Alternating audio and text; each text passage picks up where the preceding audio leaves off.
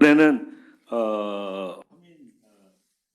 인데 우리는 두 분의 이제 앞으로 언론인을 모셨습니다. 사실 언론인한테 먼저 마이크를 드리는 게 순서인데 제가 일부러 뒤로 한 것이 좀 전체적인 것을 들어보시고 한번 말씀을 해주십사 하는 거와 또 제가 시간을 좀 충분히 드리려고 그런 걸 했습니다. 그래서 우리 허민 대기자님은 서강대에서 와 대학원에서 정치학을 전공하시고 문화일보에서 베이징 특파원, 사회부장, 정치부장을 지내셨어요. 그리고 또 저희랑 또 비슷한 점이 있으신 게 또 왜 갑자기 박사학위를 또 받으셔가지고 2019년도에 성균관대학에서 행정학 박사학위를 받으셨습니다. 그래서 지금은 다른 신문사에서는 대기자라고 하는데 문화일보에서는 전임 기자라는 그러한 타이틀을 가지고 계십니다. 허민의 정치 카페, 또 그 다음에 문화일보에서 딥 리드라는 심층 분석을 갖다가 담당하고 계십니다. 우리 허 기자님 박수로서 환영해 주시면 감사합니다. 네, 감사합니다. 무엇보다도 일단 서울대 행정대학원 측에서 이렇게 초대해 주셔서 정말 감사하고요. 지금 말씀해 주셨는데 제가 재작년 2월에 박사학위를 받았는데 그때 성균관대학교에서 제 논문을 심사해 주신 두 분이 이명석 교수님과 교수님이십니다. 그래서 이 두 분 앞에 있으니까 조금 더 제가 긴장되기도 하고 그래서 더 영광스럽기도 합니다.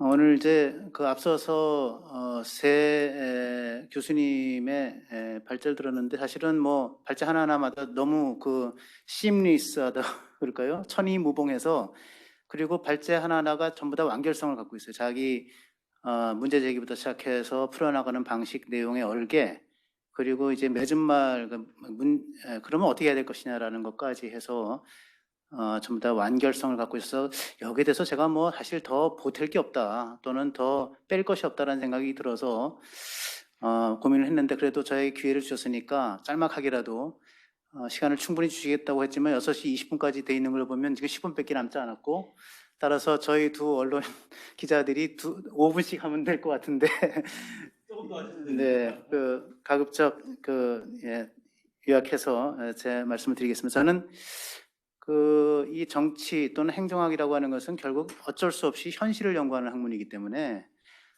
이 현실에 우리가 착안해야 된다는 생각을 하고 그래서 제가 여러분이 잘 아시는 사례들을 세 가지 드릴 텐데 그것이 다 현실에 기반한 아주 최근에 벌어지고 있는 그런 사례들입니다. 정치행정 이론론이라고 하는 거 이명석 교수님도 말씀하셨지만 워낙 다 여러분들 공감하시고 있는 내용이고 그 이론론에 입각해서 정치행정은 떨어질 수 없는 것인데 이 중에서 저는 이렇게 아주 생략해서 과감하게 압축을 하면 정치라고 하는 것이 독립 변수가 되고 행정이라고 하는 것이 종속 변수가 되고 있는 게 대한민국 현실이다라는 생각을 하게 돼요. 그리고 그 독립 변수인 정치의 최정점에는 대통령이 있고 바로 이 대통령의 의지와 뜻, 그다음에 국정 철학 이런 것들이 관철되는 과정에서 여러 가지 우여곡절과 변형들을 거치면서 공무원의 중립성을 훼손하는 결과들이 많이 나타나고 있다. 이것이 오늘날 우리가 겪고 있는 공무원의 중립성과 관련되는 문제고 그래서 오늘 이 자리에 이렇게 시의적절한 토론이 이루어지고 있는 거 아닌가 생각이 듭니다. 그런 관점에서 즉 대통령을 정점으로 하는 정치 권력이 공무원을 권력 예속화하는 문제 이런 것이고 그러한 예속하는 과정에서 드러나고 있는 소위 이 적법 절차의 훼손, 법치의 훼손, 즉 due process of law라고 하는 것을 훼손하는 것이 공무원의 중립성 훼손의 중심적인 내용이다라는 생각이 들어요. 결국은 공무원의 정책 중립은 권력의 예속화하기도에 대한 투쟁으로 나타날 수밖에 없다라고 하는 것이 제 전체 말씀의 논지입니다. 여러분이 잘 알고 있는 사례를 세 가지를 간단하게 들어보겠습니다. 사례 첫 번째, 청와대의 울산시장 선거 공작 의혹인데요. 청와대 대통령의 30년 직인 송철호를 2018년에 지방선거에서 울산시장에 당선시키기 위해서 경찰로 하여금 보수지정 후보였던 김기현 울산시장에 대한 수사를 하게 했고 송철호 단독 공천을 위해서 선거에 개입했다는 두 가지 의혹을 받고 있는 게 중심적인 내용입니다. 검찰 공소장에는 청와대 7개 조직이 송철호 당선을 위해서 동원됐다고 적시됐고요. 대통령 이름이 15번이나 등장한다고 되어 있습니다. 이건 공소장에 나온 내용이죠. 사례 두 번째, 원전 경제성 평가 조작 의혹. 최근에 신문에 많이 났기 때문에 잘 아실 거라고 봅니다. 월성 1호 기를 언제 폐로시키느냐는 대통령 말에 놀란 주무장관이 너 죽을래? 라고 부하들을 협박하니까 공무원들이 줄줄이 나서서 경제성 평가를 왜곡 조작하고 증거 자료를 폐기한 의혹이죠. 장관 이하의 국장 그리고 소위 그 신내림 과장 등 직업 공무원 라인이 일사불란하게 불법 조작에 가담했다는 감사 결과가 나와 있습니다. 세 번째 사례는 김학의 불법 출국 금지 의혹 사례인데요. 이건 바로 며칠 전 지금까지 신문지상을 뜨겁게 언론지상을 달구고 있는 아이템입니다. 2919년 3월 김학의 전 법무부 차관을 출국 금지하기 위해서 조작과 불법이 동원됐다는 의혹이고요. 기관장 승인이 없는 출금 요청서를 보내고 가짜 내사번호로 서류를 꾸몄고 출입국 기록을 불법적으로 수백 회나 사찰하는 그러한 수법을 동원했습니다. 이는 대통령이 김학의, 장자연, 버닝썬 사건 조사에 수사기관에 명운을 걸라라고 지시한 뒤에 5일 만에 이루어진 일입니다. 이 세 가지의 최근 사례가 이 특징을 보면 호랑이는 가죽을 남기고 권력형 의혹은 뒤에 꼭 대통령 의혹을 남긴다는 특징이 있습니다. 그래서 이들 사건의 공통점은 정치의 부당한 관료 통제의 정점이 바로 대통령에 있고 그 관료가 이런 위법적이고 불법적이고 탈법적인 위불탈 행위의 공범이 됐다라고 하는 점입니다. 간단하게 시간이 없지만 간단하게 이게 이 발제와 토론을 살펴보고 싶은데 내용 제가 구태여 리뷰하지 않겠습니다.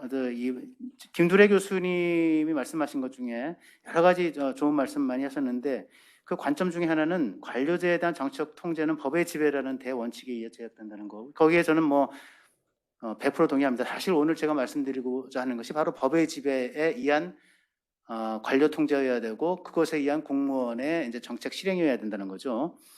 즉 정치적 통제는 법의 지배라는 대원칙의 기초에 작동하기 때문에 대통령이 비록 자신의 이상적인 정책이 아닐지라도 법의 한계 내에서 관료의 선택을 받아들이게 된다는 것이고요. 따라서 정치적 중립성과 정치적 통제의 반복 가능성이 있다는 것입니다. 그런데 한국 사회에서는 종종 정치적 통제는 법의 지배, 즉 적법 절차, 아까 말씀드린 due process of law를 넘어서는 문제를 발생시키고 있죠. 그래서 구체적으로는 행정이 정치 권력의 사병이나 도구로 이용되고 이게 김 교수님 발제 내용 안에 나온 내용입니다. 둘째, 권력자의 부당한 지시가 반복되고요. 그리고 이 지시에 따르는 위불탈 통제와 맞물려 있고, 그리고 관료가 권력자의 부당한 지시와 통제를 막기 위한 노력과 실행을 하지 못하고 있고, 심지어는 공무원이 되레 자발적으로 부당한 지시를 이행하기 위해서 위불탈을 무릅쓰고 있다는 이러한 특징들을 갖고 있어요. 그래서 이런 것들을 이제 이 권력 스스로가, 정치권 스스로가 통제를 하는 자제를 기대할 수밖에 없다고 보고, 김 교수님은 이를 내재화한 미덕이라고 말씀하셨는데 과연 대한민국의 상황에서 이 내재화한 미덕을 기대하기 수 있을 것인가라고 하는 의문점이 좀 있습니다. 이창길 교수님은 한국 관료제의 위기 정치의 역사라고 하는 발제에서 여러 가지 역시 공감하는 내용을 많이 말씀해 주셨는데요.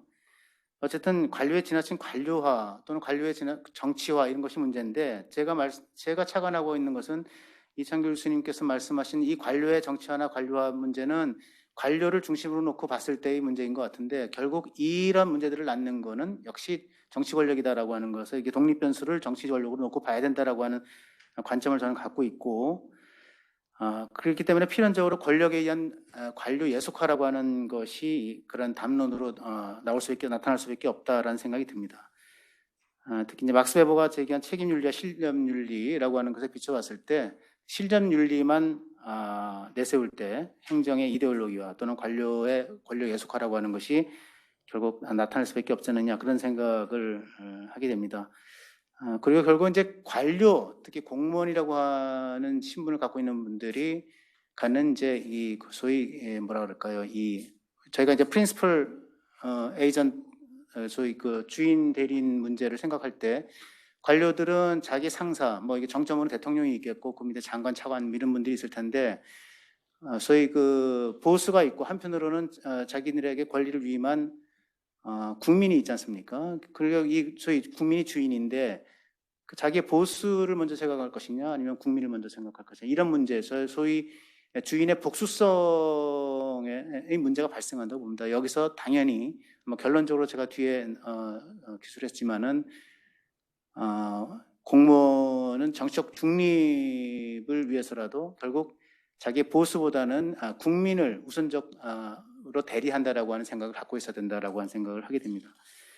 권일수 교수님은 민주 공화주의 관점에서 정치행정의 통제와 견제라고 하는 발제를 해주셨고 거기서 뭐 저희가 이제 2x2 매트릭스로 이제 아까 설명을 해주셨는데 정치행정의 가장 바람직한 관계를 이제 정치행정에 대한 통제가 높고 행정의 독립성이 높은 이런 상보적 관계라고 이제 말을 해주셨어요. 그래서 그 두 가지의 이제 높은 관계가 서로 만났을 때 가장 바람직한 정치행정이 될 수 있다 이렇게 말씀을 드렸고 그리고 이제 결국 대통령 정치의 책임성의 관료의 정치 중립성이 중요하다는 말씀을 하셨어요.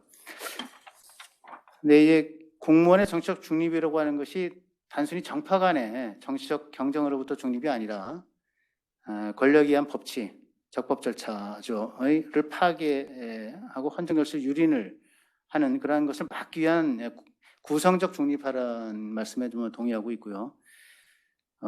그래서 행정은 정치의 민족 통제를 받아들일 의무가 있지만 그것은 적법 절차에 의한 것일 때 그러하다라고 하는 기술에 또한 전적으로 동의를 합니다. 그래서 요 역시 제가 서두에 말씀드렸던 소위 정치행정의 관계에서 공무원의 정치적 중립을 훼손하는 것이 바로 이제 적법 절차의 훼손에 의한 것이다라고 하는 것을 구체적으로 이게 표현해주고 있다고 하는 점에서 저는 굉장히 동의를 표하고요.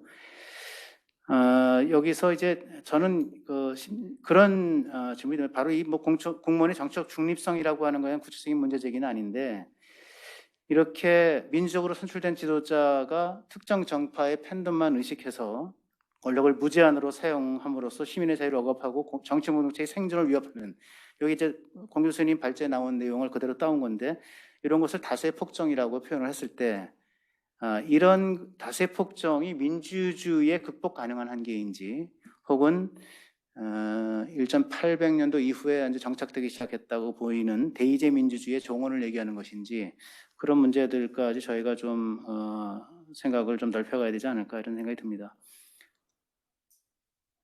예, 그래서 아까 이제 공 교수님도 그 뒤에 헌법 제7조 2항 말씀하셨는데 공무원의 실무가 정치의 중립성은 법률이 정하는 바에 의해서 보장된다고 하는 것을 인용하셨고요. 결국 정치 권력의 위법적이고 불법적이고 탈법적인 권력 행사나 행사 요구에 대해서 관료가 위대한 거부를 할 필요성이 강하게 제기되고 그것이 공무원의 정치적 중립을 지키는 길이다 이렇게 생각을 합니다. 이상 마치겠습니다. 네.